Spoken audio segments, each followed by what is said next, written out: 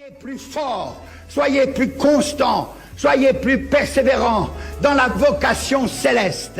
Ne soyez pas des hommes et des femmes qui couraient à gauche et à droite vers des pseudo-prophètes, vers des pseudo-révélations, vers des pseudo-délivrances. Passez par la croix, confessez vos péchés, reconnaissez vos péchés devant le Seigneur, et alors il vous élèvera.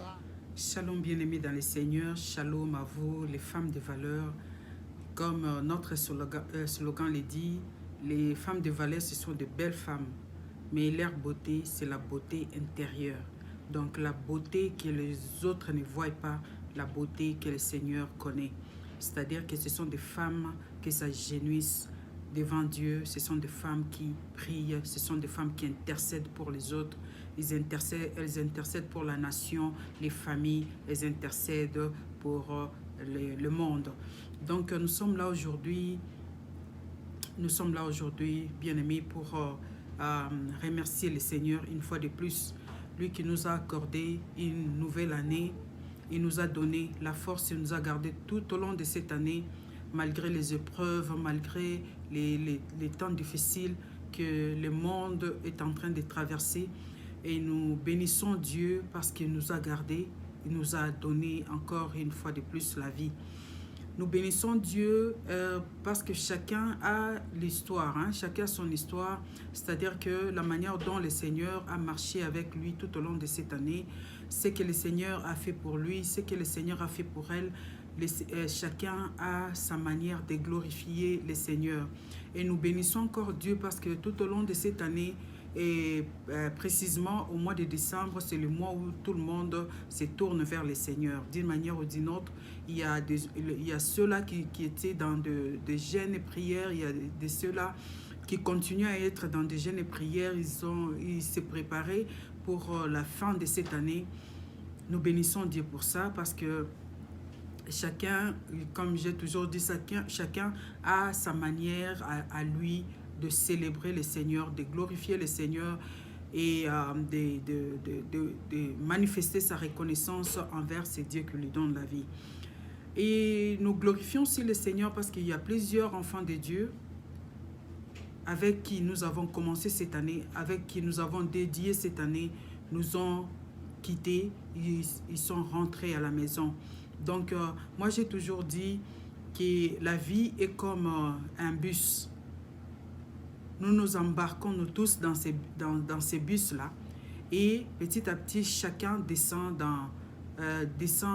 à sa destination. C'est-à-dire que c'est comme des arrêts et chacun descend dans son arrêt. Il y a plusieurs qui ont descendu cette année et au cours de cette année, ils sont descendus dans leur arrêt et il y a plusieurs enfants de Dieu qui sont retournés à la maison. Nous bénissons Dieu pour ça, car c'est lui qui nous donne la vie et c'est lui aussi qui décide quand est-ce que nous devons rentrer à la maison, que la gloire revienne à notre Dieu. Nous bénissons Dieu, comme je viens de le dire, que chacun glorifie le Seigneur à la fin de cette année par rapport à ce qu'il a vécu, par rapport à ce qu'il a expérimenté tout au long de l'année qui s'achève déjà. Il bénit le Seigneur par rapport à ce qu'il a expérimenté, comme je le dis. Et nous bénissons Dieu aussi pour la vie qu'il nous donne, pour les circonstances, pour ce que nous sommes en train de vivre actuellement. Nous bénissons Dieu parce que la Bible nous demande de glorifier le Seigneur à toutes circonstances. C'est pourquoi nous aussi, nous profitons de toutes les circonstances de la vie pour élever le nom de Dieu, le créateur de l'univers et de la terre. Le Dieu qui a créé toutes choses et le Dieu aussi qui nous a créés à son image selon sa ressemblance. Nous bénissons Dieu pour ça. Bien-aimés, nous sommes vraiment reconnaissants. Nous sommes vraiment reconnaissants envers ce Seigneur qui nous garde. Et personne ne peut dire que moi, je n'ai pas expérimenté grand-chose. Tout ce que le Seigneur fait pour nous, ce sont des grandes choses. D'emblée, moi, j'ai toujours dit, la vie que nous avons, les souffles que nous avons, c'est déjà un miracle. C'est plus que l'argent qu'on peut avoir. C'est plus que et les habits, c'est plus que la maison et tout ce que vous connaissez là, c'est plus que tout ça.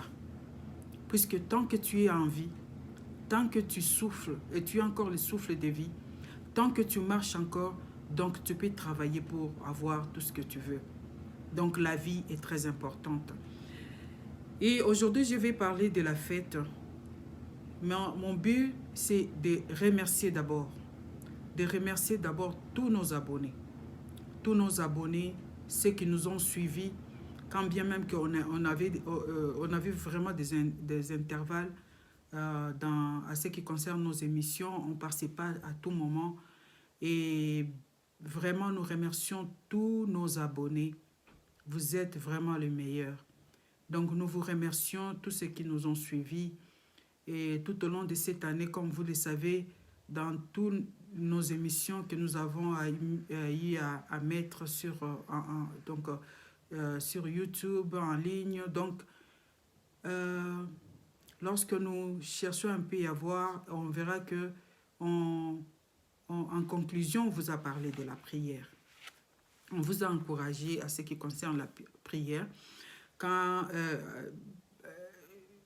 on vous a encouragé à beaucoup prier, malgré le témoignage que nous avons donné, le témoignage de nos bien-aimés que nous avons essayé un peu de partager tout au long de cette année, le but était de vous encourager à prier.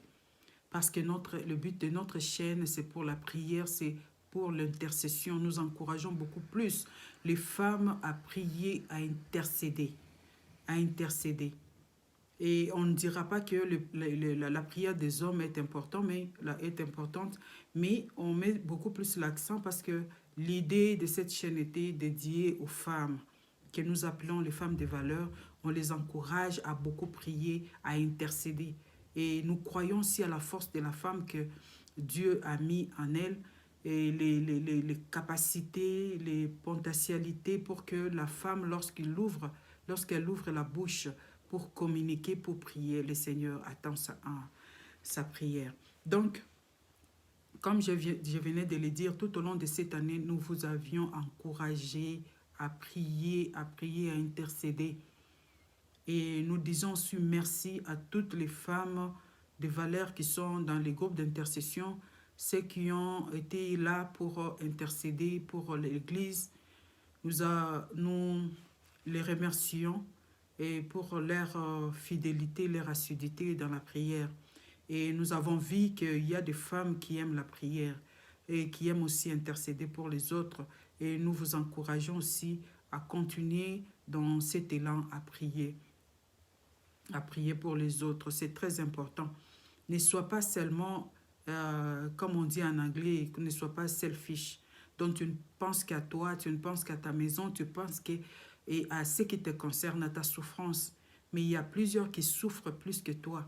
Il y a plusieurs qui ont besoin de la prière. Vous savez, lorsque vous avez des problèmes, il nous arrive à nous affaiblir, à nous décourager. Et des fois, vous sentirez que dans vos pensées, vous voulez prier. Mais du fait que vous êtes découragé, vous avez besoin des autres pour qu'ils puissent vous soutenir dans des situations que vous êtes en train de traverser. Donc c'est ça un peu le but de notre chaîne. Et Jésus-Christ nous encourageait toujours à prier les uns pour les autres, à nous soutenir. Parce que personne, comme j'ai toujours dit, personne ne peut dire qu'il est plus fort. Il ne se fatigue pas dans la prière. Tout le monde se fatigue. Il nous arrive des temps où dans la vie, on se sent faible dans la prière et on a besoin que les autres nous soutiennent. Même Abraham, lorsqu'il était en face, de ses ennemis, des ennemis d'Israël. Il avait besoin qu'on les soutienne dans la prière. Et nous avons vu plusieurs serviteurs de Dieu. Aucun serviteur de Dieu ne dira qu'il n'a pas besoin de la prière des autres. Il n'a pas besoin de la prière de son église, de membres de l'église. Ces poids-là, on les partage toujours.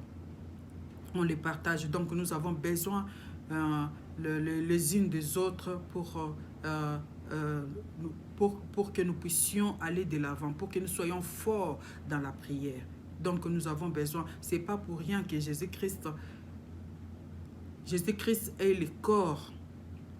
Et nous, Église, nous sommes les membres de son corps. Et c'est comme ça que vous voyez même dans les corps, il y a plusieurs parties. Donc personne, la main ne peut pas dire au pied qu'il n'a pas besoin de lui. Donc nous avons toujours besoin les uns les autres. C'est pourquoi nous vous encourageons toujours à prier avec les autres. Tu pries toi-même, c'est bien. Mais si tu pries avec les autres, ça sera aussi bien. Et si tu pries aussi pour les autres, c'est une bonne chose.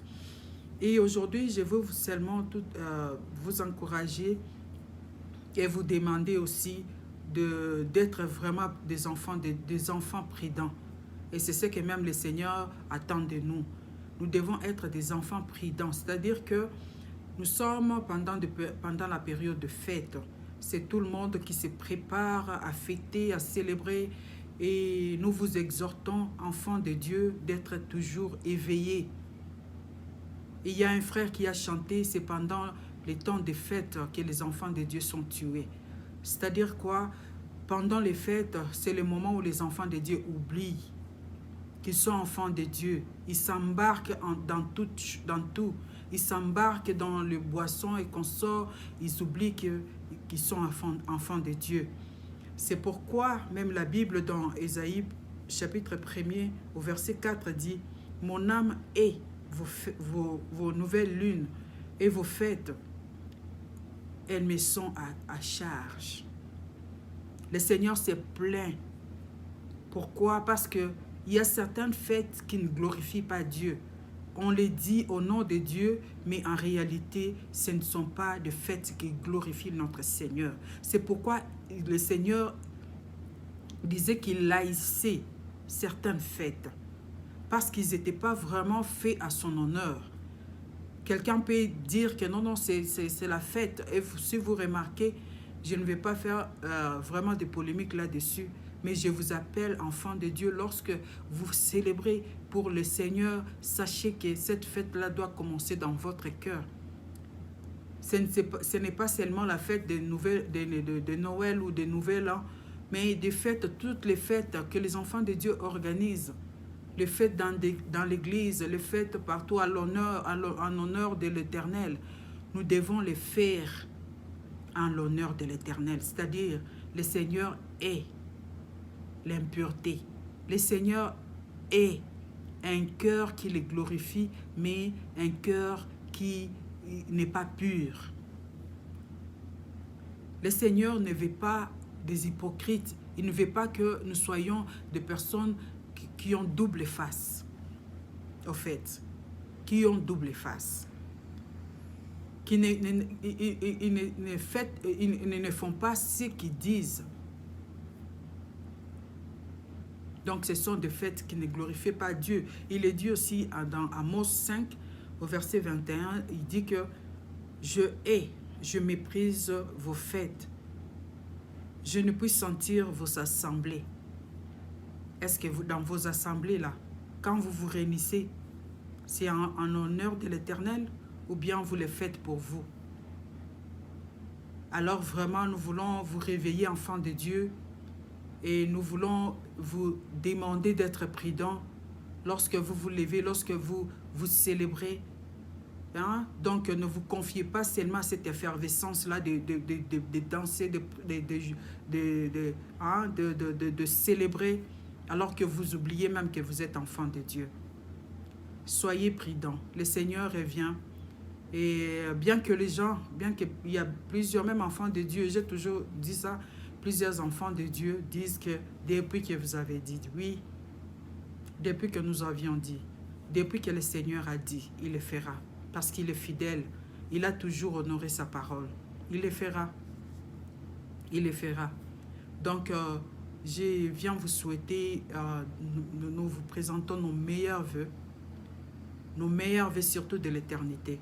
Parce que tout ce que nous pouvons faire sur cette terre, les fêtes que nous pouvons célébrer, et commence déjà à compter. Si j'ai déjà célébré combien de fêtes, j'ai déjà passé combien d'années lorsque nous célébrons les années, lorsque les années passent, quand alors, quand les jours, même lorsque nous célébrons nos anniversaires, nous comptons les jours.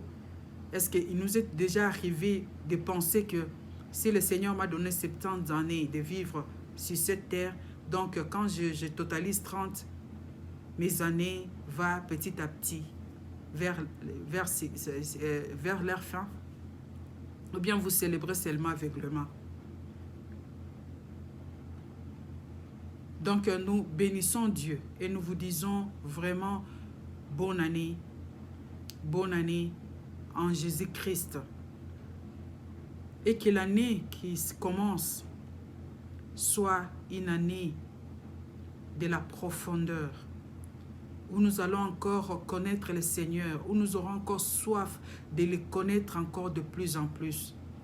Tu connais Dieu aujourd'hui, mais j'aimerais que l'année prochaine, que tu sois de celles ou bien de ceux qui cherchent encore la face de Dieu, qui entrent encore en profondeur. Le Seigneur dit, celui qui les cherche, les trouve. Que tu sois de celles ou celui qui demande encore à Dieu de se révéler encore une fois de plus en toi. Parce que si tu connais Dieu, si tu connais Dieu, donc il est difficile qu'on te trompe. Si tu connais bien ton papa, tu sauras comment il agit, comment il parle, comment il me conseille. Tu connais même sa voix. Comme il est dit dans Jean 10, mes brebis entendent ma voix et ils me connaissent. Si vraiment tu ne connais pas la voix de Dieu, si tu as été trompé par les hommes, par des prophéties, par des fausses messages, demande à Dieu que cette année qui commence, ne demande pas seulement des bénédictions physiques, parce que tu as déjà été béni en Jésus-Christ. Mais cherche encore à connaître Dieu de plus en plus. Que tu entres en profondeur avec le Seigneur, que tu le connaisses encore une fois de plus. Et que tu sois cet enfant-là qui a des oreilles ouvertes pour entendre la voix de Dieu. Que Dieu vous bénisse. Et nous vous souhaitons encore bonne année 2022 en Jésus-Christ. Que la grâce du Seigneur vous accompagne tout au long de l'année. Même si nous allons nous séparer, même s'il viendra que nous puissions nous séparer un jour, mais que dans le ciel, que nous puissions encore nous rencontrer, que nous puissions être ensemble avec notre Seigneur, parce que c'est ce que le Seigneur attend de nous. Que nous puissions retourner à la maison un jour et manger avec lui à la même table. Que Dieu vous bénisse. Bonne année.